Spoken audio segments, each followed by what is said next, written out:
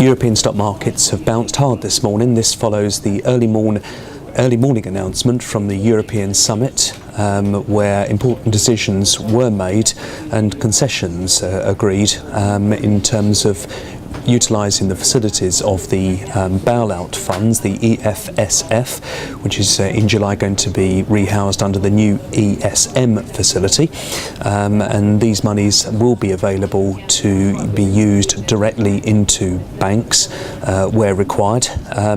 We still feel that the devil will be in the detail, and it's quite clear that at every junction unanimous approval will be required, so this is not the wholehearted response that I think was required. But going into this summit, I think expectations for any developments whatsoever were pretty low, and as a result of that, just getting some developments and some sign that it's a step in the right direction has caused markets, not just stock markets but also the European currency, to bounce quite hard. The question obviously is how sustainable this is. I think the root problem, of course, is the lack of growth in European economies, indeed the declining growth in European economies, which are pushing stresses into deficit programs at the moment and causing more and more of the countries now to be wide of the European remit at the moment, and that will need resolving. The biggest issue for me coming up in the course of the next 18 months is the significant size of rollover of debt that is required in Spain and Italy over the next 18 months. That runs into many hundreds of billions of euros, and at the moment the yields on those bonds, as we'll see in the charts going forward, are still somewhere between 6 and 7%, rates that are already being quoted by the leaders of Italy, of Spain, as totally unrefinanceable at those sort of levels, or unsustainable for those economies, and that's why they went into this summit with clear demands as to what they will approve if they don't get some sort of resolution. I'm not necessarily sure from what I've seen this morning that we've seen anything that goes towards making that process any easier. So as I say, I think whilst we get an early pop-up in markets, I'm not sure it's going to be sustainable in the longer term. Let's just take a look at some of those charts. This is the euro, really just reflecting here that pop-up that we've seen in the euro this morning, that has come on with risk markets this morning. If we take a look at how Spanish and Italian yields have moved, clearly we have seen some buying come back into Spanish and Italians, which is forcing the yields lower. Spain has been really hovering around 7%, but coming back to about 6.5%, and in Italy it's just popped below 6%. But just as a reminder, on the back of this, what is perceived to be a fairly significant announcement, these yields are only back to where they were this time last week.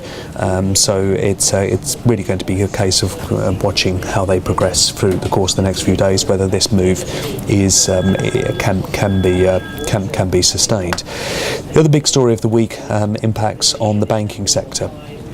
In a further development, we've seen Barclays share price fall by over 16%, and this comes on the back of what has been a long-running investigation into how the use of LIBOR was manipulated over the course of the period from 2005 to 2009. Barclays is the first to effectively confess to its involvement in this scandal. Other banks will be coming out. The talk is that around 20 banks may be implicated in this investigation, and as part of the fine that's been paid by Barclays, I suspect that they've had fairly open conversations with the regulators as to how this was undertaken. The ramifications for the bank are as yet very difficult to determine, and unquestionably the fine will only represent a small part of potentially the overall cost of this. I've read one analyst report that has tried to put a bit of a stab on where compensation may fall in this area. They're talking about over £2 billion for every 5 basis points of impact on the LIBOR market. Clearly it's going to take many months or years to resolve that particular issue, but the whole weight of this argument on the banking sector has caused the stock to drop fairly significantly. I think you need to bear in mind Barclays at the core makes around £6 billion a year.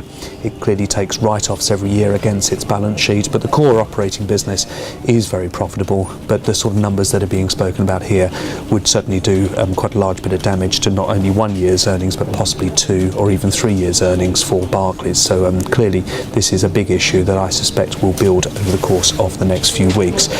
If you're looking for a safe haven bank, certainly Standard Chartered is not involved in this by what we can see. It is a highly rated stock, but in the banking sector, but not implicated. And it looks like Lloyds TSB's involvement may be sort of fairly smallish, and so we can see that as share prices are moving over the course of the morning, that Lloyds is becoming less affected by this issue compared to, say, RBS and Barclays at the moment.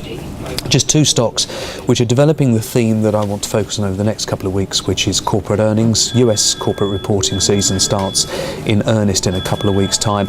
It's interesting to note that under the Bloomberg estimates, this is the first quarter in 11 quarters where earnings are expected to be lower. It's down by about 1.1% versus this time last year. So going into these reporting season, I think expectations are fairly subdued.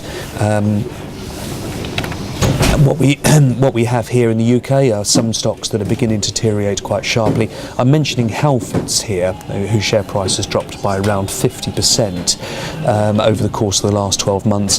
Last year they produced about 125 million of profit. Expectations this year are for just 73 million pounds worth of profit. So really on the high street that is showing you the impact on some of the retailers.